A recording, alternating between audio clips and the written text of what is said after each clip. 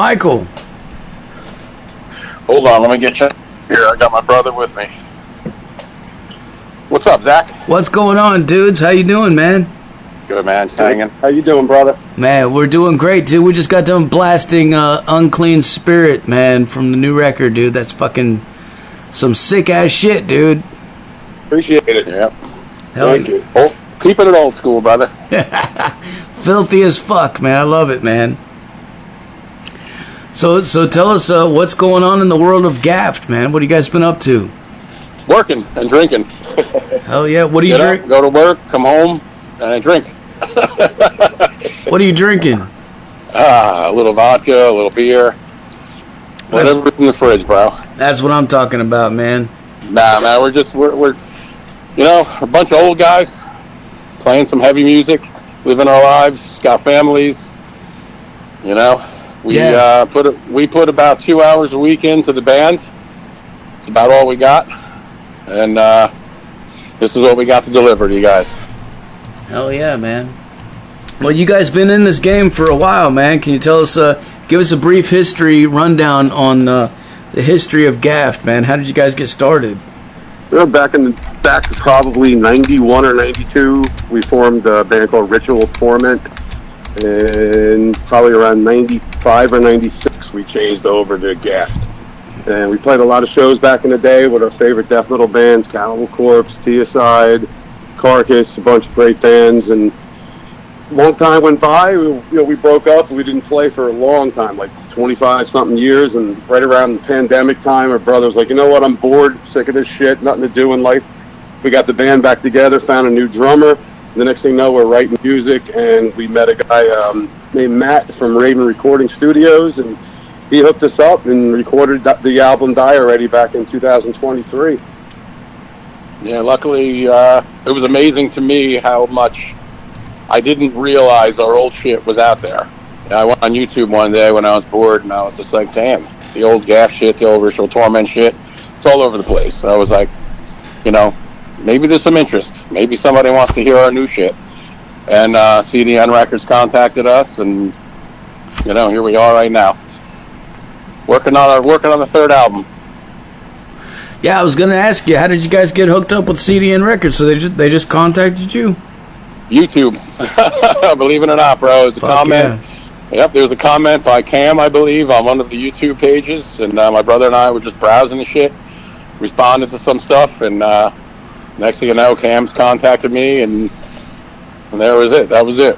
Yeah, it's really cool because these days you got all the technology in the world, and back in the 90s we didn't have any of that technology. We were still talking to people around the world through stamps and writing letters and fanzines and all that stuff. So it's a different world right now, and we're kind of enjoying the fact that so many people can hear what we're writing, on a whim. It's amazing to us. Oh yeah, we didn't have shit in the 90s, man. Fucking like nope, just beer. That's it. I used to get letters and begging me for free tapes from countries I never heard of. Right. Telling me that their money isn't worth shit here. So, they're like, send me my stamps back. So, of course, we obliged, and that's how it was back then, man. The biggest problem for us back then was the local scene. We did a few mini tours. Went up to Niagara Falls, Buffalo, Manhattan. Played a lot in PA with Moral Decay, and the scene dried up. We were playing shows in the local clubs, Stone Pony, Fastlane, and we were basically playing for our friends.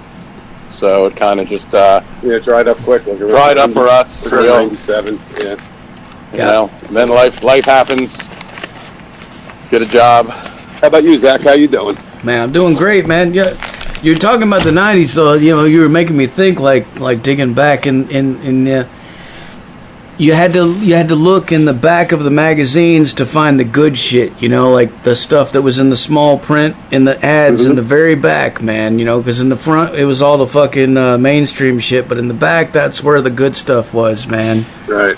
And then there was no way of hearing it. You just see the pictures and you read a description, and you'd go to a record store and buy it and hope that it was gonna fucking sound badass, or you might get lucky. And I was lucky enough in the early 90s. I was living in Maryland for a while, And so we had a local radio station that was playing a bunch of fucking death metal and thrash and stuff like that, which was not getting played on MTV. You know, I mean, even on Headbangers Ball, you know, you get a little bit of it, but they were... Yeah, that's what sucked, right? Headbangers Ball, it was like, you know what, you wanted to hear the heavy stuff, but it wasn't there.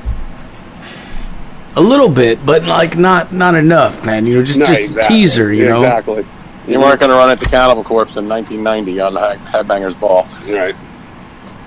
No, the first time I heard Cannibal Corpse was in the fucking movie theater watching that movie Ace Ventura. Ace Ventura, yeah. I was like, what the fuck? Holy shit, what is this, man? Yep. Yeah, we played with Cannibal back probably maybe a year after they made that movie. Here in Jersey, they came through and we played a couple shows with them. It was fucking awesome. Yeah, I just posted their show on YouTube because I pretty much, back in the day, we videotaped everything we did. I just put up on my YouTube page Cannibal Corpse. Probably copyright infringement, but I guess I'll find out. Hell yeah. Yep. So yeah, we're into the heavier stuff, man. I mean, I'm still old school. I don't listen to too much of the new metal. I like a lot of it. A lot of it I don't like. But every day, if I listen to death metal, I'm still listening to music from back in the 90s. That's where I'm stuck. That's where I'm from. That's what I listen to. Morbid Angel, Deicide, Cannibal Corpse, you know, like Carcass, Gorguts, all the old stuff. That's the stuff I still listen to and always will. Those are my oldies but goodies. Oh, yeah. Yeah. I'm sure you can hear it in our style. Because it's not going to change. Absolutely, man. You know, Deicide, I think that was the first death metal band that I ever heard. Actually, to be honest with you, I think that was like, I mean, I heard Sepultura before that, but they were sort of more lean to thrash. I mean, you absolutely, but they're great. Yeah, great start. Mm-hmm. You know, they were in the line with Death, and I mean, Christ, I go back to listen to Venom and Slayer back in the early '80s, Metallica. Yeah, we used to go see Slayer playing clubs, you know, before they even got into big venues, and it was just amazing seeing bands like that play in smaller clubs. Yeah, I remember they played. I was tape recording the radio shows back then. I had a big mountain of fucking tapes, and they played one night Deicide's self-titled track and Sacrificial Suicide, and I recorded that shit. And I was like, "What the fuck is this?" Like blew my mind, man. You know, like it was like, yep, totally. I think like what you just said. What comes to my mind is back when I was in high school. First time I heard Slayer. I was in the woods partying with my friends, getting all fucked up, and this one guy rolls in the woods, and he's got his boom box and his cassette tapes, and pops in Hell Awaits. Mm-hmm. And that was the game changer for me. I'll just never forget it to this day. Hearing Hell Awaits for the first time changed my whole tune on what I was going to follow in the music world. That's how it used to happen, man. We'd be out in the woods smoking weed. Yep. Somebody pops in something in a fucking boom box, and it's just boom, man. There you go. What the fuck is that? Yeah, we grew up in Brick, New Jersey. There was a local band called Lethal Aggression. It was more of a hardcore band, but I mean everything that surrounded us in our life in Bricktown was just either hardcore, metal. It was just heavy, bro. I seen The Exorcist when I was 8 years old, and then I started listening to Venom and Slayer, and that was it. That was my life from there. All horror, all heavy music. Mm-hmm. You know, it's all about the sound. Like a lot of people like ask you, like, what are your songs about? Like, what are you saying? What are you singing about? Like, to me, honestly, who gives a fuck? You know what I mean? It's just like as long as it sounds good and the shit gets your head bobbing. That's what I'm into. You know? Yeah. Well, usually when it comes to death metal, I mean, the song titles themselves will kind of give you a general idea of what's going to happen. Exactly. Bob and I'll sit down. We'll collaborate on an idea for the next song. We'll come up with a song title, and it's self-explanatory what it's going to be about. The lyrics themselves aren't going to tell you much more. Yeah.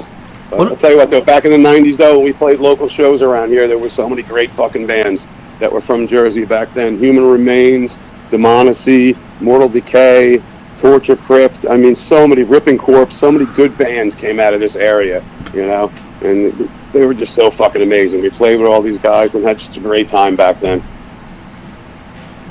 What about the band name, Gaffed? How did you guys come up with that? Is there a story behind it? We're fishermen. You're fishermen. Yep. Hell yep. yeah. So when you need to pull a big fish out of the water, you need your gaff, buddy. Yeah. In our case, it's basically gaffing dead bodies. Yeah. It was just a simple name. I wasn't really into coming up with an extravagant name or anything. It just kind of sounded like it worked. And Going back a little bit, when originally Ritual Torment was started by John Egan, the guitar player. When the final lineup, when I was actually the last person in the lineup to play bass, and after a while playing a lot of shows, John had a little bit of an attitude problem. Caused a lot of shit. Got us banned from a lot of clubs, and so once we relieved John of his duties as guitar player for Ritual Torment, that was kind of his band. It was kind of his name. So our last album, our last demo, obviously was Gaffed. So we just kind of took the last demo name and ran with that. That's cool, man. Yeah, dude. Yeah. it's funny story too. Cam, I think I'm correct when I say this. Back in the day, one of his first death metal shows he ever went to was up in Buffalo or Niagara Falls. Niagara Falls, yeah. And we were one of the bands that were on that venue that night. I believe Human Remains was playing that night too. Yeah. But yeah, that was like one of Cam's first death metal shows, and that was probably back in like fucking '94. Yeah, mid-'90s. That's cool as shit, Yep. man. Right, and then here we are 30 years later and hook up with Cam, and it's pretty cool. Yeah, I was pumped that night. We played up in Niagara Falls at a little bar called Cheers. Middle of winter, snow, ice everywhere. And here we are. There's no stage. We're standing on the floor, afraid to get electrocuted because there's melting ice all over the place. And who's sitting in the crowd watching us? Cannibal Corpse. Yeah, it was pretty cool. So it was a highlight of my life. Right, they were from Buffalo originally before they went down to Florida. Well, man, you mentioned fishing, dude. I love fucking fishing, dude. I man. go fishing all the Fucking time, great. man. But I never heard anybody say gaffed, so I was like, what the fuck? Yeah. Just a meat hook. That's a big meat hook. It's a big meat hook. You want to hang fish, you want to hang humans, whatever you want to hang. Whatever you want to hang. Oh, okay. Yeah. I got you. Yeah, but definitely want to shoot a shout out to Matt from Raven Recording. He's our drummer's best friend. We hooked up with him when we got together, and he just brought us in, took us under his wing, and recorded Die Already, and did a fucking phenomenal job. And just wanted to thank him. Yeah, he did a great job. Yeah, well, I mean, the recording quality, production on this record sounds fucking amazing. It's through the roof, man. It's dirty, it's nasty, but it sounds real, and it sounds like you're in the room. I love it, man. Can you tell us for all the gearheads out there, myself included, man, like what kind of amps and pedals and stuff were you guys using? My pedal, I use a Misanthrope pedal. Basically, it's an old Ampeg VH150. Nice. It's the solid state technology it put into a foot pedal. That's what I use. My amp, it doesn't matter. I use a clean channel, and that's the only pedal I use. I basically got a BC Rich guitar. My main guitar is a Kramer, nothing special, all stock. And Rich, the other guitar player, basically the same thing. We use Boss heads, which is cool. We can do a lot of programming with the Boss heads, but like I said, we like the old Ampeg, clean sound, solid state, and that's where we're at still. Luckily, you can't buy those anymore, but like I said, I found these foot pedals, and it's unbelievable the quality and the lightness that we get the sound out of it. It's funny. Everybody's always talking about tubes, but at the same time, everybody always ends up fucking using solid state pedals in front of a tube amp. So Yep. I mean, yeah, that's it, man. What you're hearing is pretty clean. I don't use any effects. A little noise suppressor, keep the noise down. But that's it. It's my guitar through the pedal and through a clean channel on my amp. That's about it. I mean, obviously, when we record, everything's direct, but these are the sounds we're hearing. What about what kind of tunings are you guys using? Are you drop tuning? Nope, we're just straight B standard. Well, it was tuned different. Yeah, we actually, ironically, if we ever do decide to play a live show, which we're always entertaining, when we recorded Die Already, we were at C sharp, And when we decided to redo some of the old stuff and rewrite some of the old stuff, we had to go back to the old school, which was B, standard. So if we ever play on stage, we're going to need, either some tricks with some foot pedals, or we're going to need a couple of different guitars to keep the sound right. What about string gauges? Are you guys using heavy gauge strings, or? I did for a while. I don't even know what my gauges are right now. I just had my strings replaced by Matt, but yeah, I keep them as heavy as I can.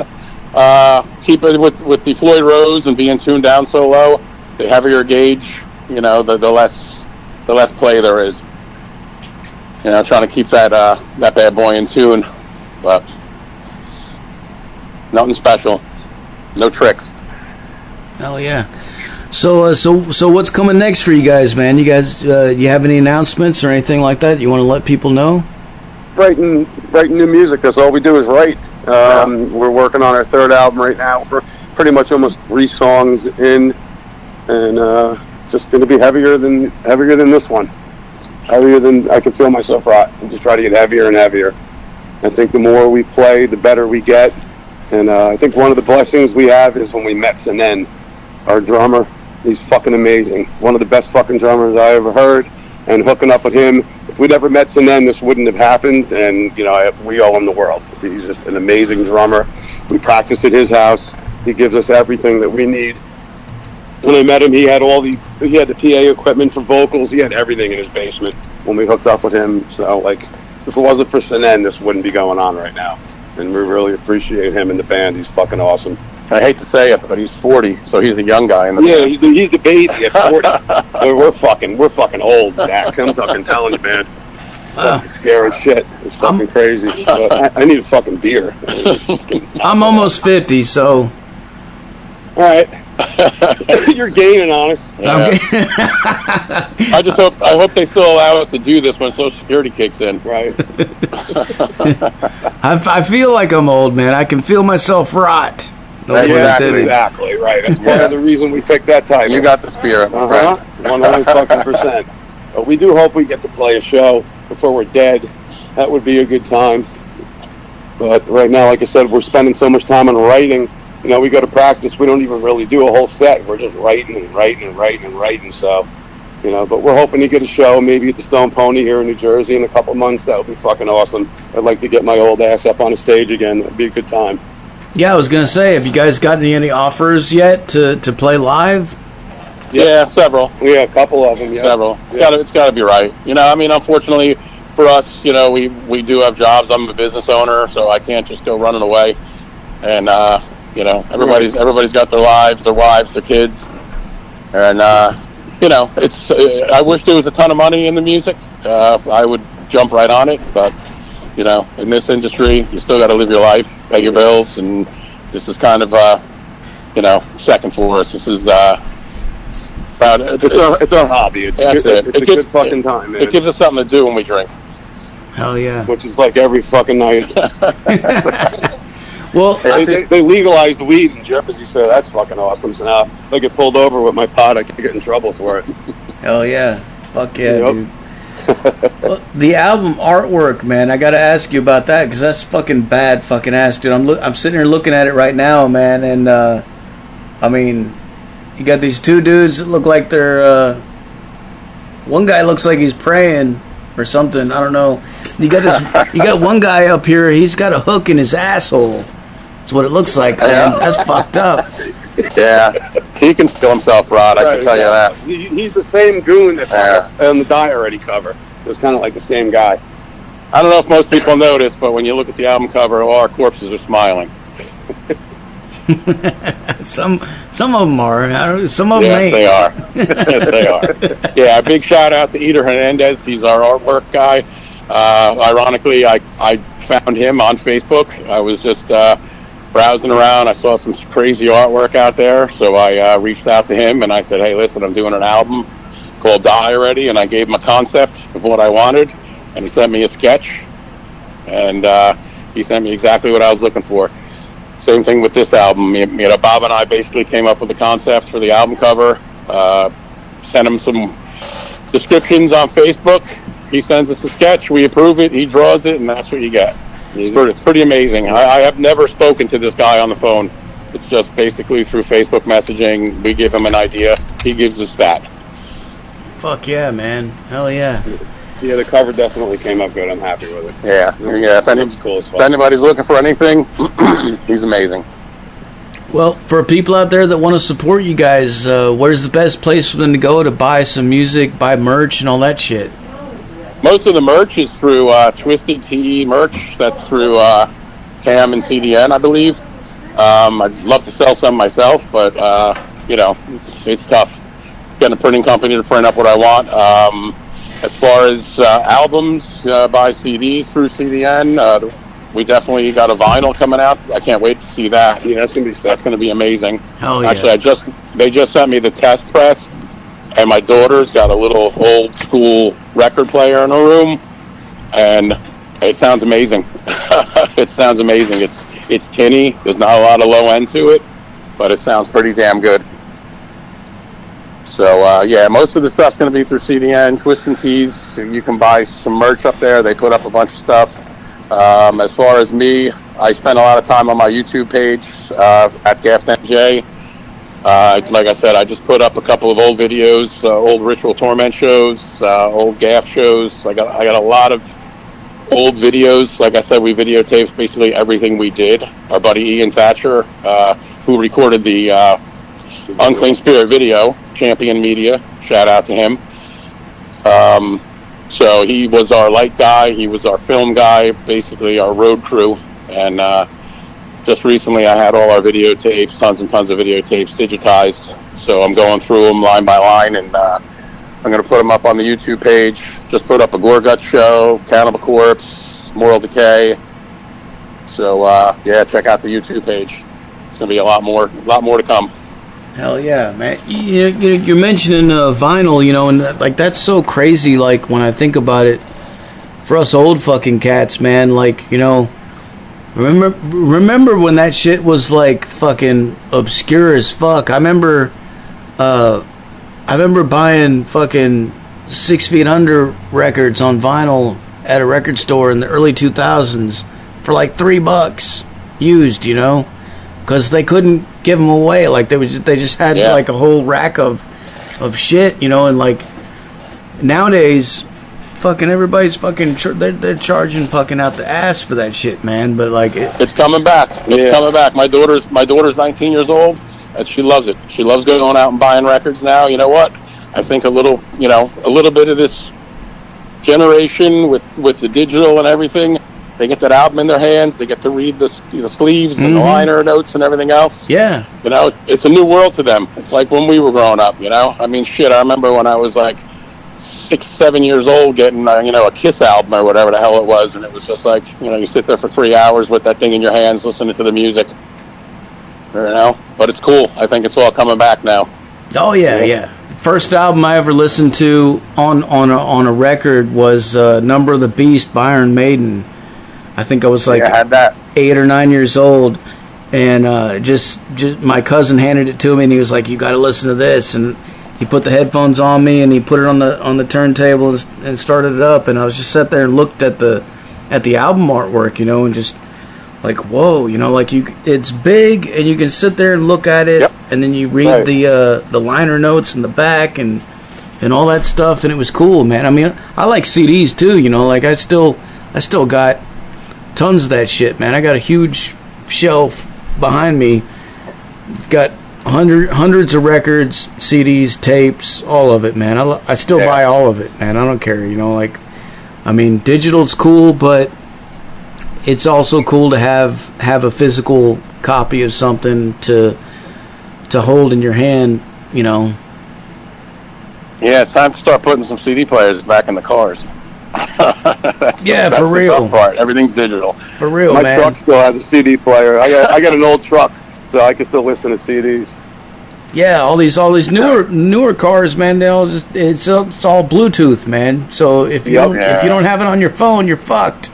You're fucked. Absolutely. I got shit, man. I got CD. I got a cassette collection still from all the cassettes I had, all the fucking bands we played with, all their demo tapes. Shit. That shit's probably melted by now.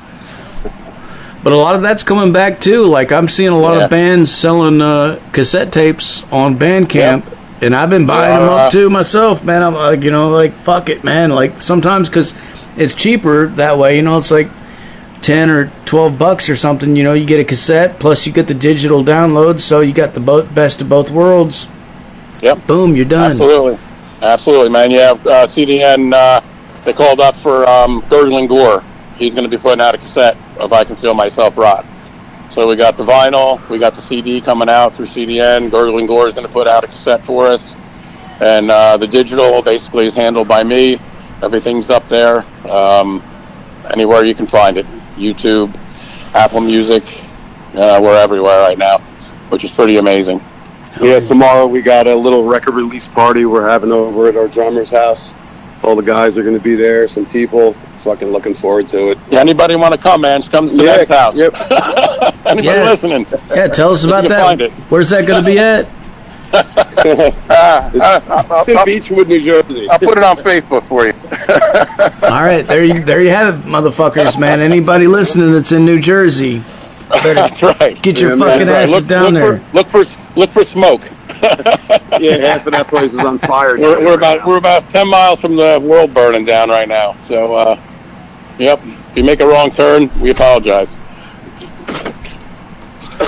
Hell yeah! All right. Well, I guess I'm about out of questions for you. Is there anything else you want to let people know? Yeah, just appreciate all the compliments we've been getting on YouTube and all the other sites, and we're just enjoying the hell out of this. This is fucking awesome. We get to play our music. A lot of people get to listen to it, and that's basically what we're in this for right now.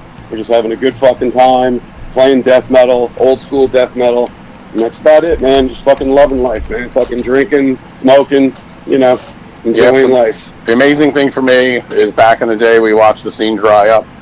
Now I get a feeling that the old school sound, the shit that we're doing, the shit that all other bands are doing, bringing back the '90s sound. It's coming back. I think it's coming alive, bro. I think we were a little bit late back in the '90s, a little bit past when it was huge, and we played a lot of great shows. But I don't know, man. I feel like it's all coming back right now, and anybody who likes our music, keep listening. We're not going away. Fuck yeah, man. All right. Well, before I let you guys go, can I get you to make us a station tag real quick? Sure, yeah. This is Bob Luft and Mike Luft from Gaffed, being interviewed by good old Zach Moonshine on Metal Devastation Radio. Fuck yeah. Fuck yeah, man. I didn't know. All right, brother. Hell yeah. Thank you guys so much for taking the time to talk to us. I really appreciate it. And of course. Yep. What I'm going to do now is I'm going to blast some more Gaffed for these motherfuckers so they go crazy, all right? Thanks, man. Yeah, man. Yep. Hey, play the title song. Play I Can Feel Myself Rot. That's the only song that's brand new. Fuck yeah, man. Hell yeah. All right, brother. Thanks for your time. I appreciate it. Zach, thanks a lot, brother. All Everybody out there.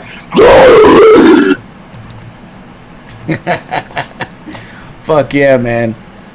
Thanks a lot for taking the time to talk to us, dudes. I appreciate it, and we'll talk to you later. All right, Zach. Have a good one, brother. Bye, Zach. Cheers. There you have it, folks. Gaffed live on the Zach Moonshine Show with Metal Devastation motherfucking Radio. Like I said earlier, put your speakers in your windows, put them in your front lawns, put them in your neighbor's driveway. Do whatever you got to do, man. If you don't see U-Haul trucks everywhere tomorrow, why are you even fucking here, man? Crank it up fucking loud, dude.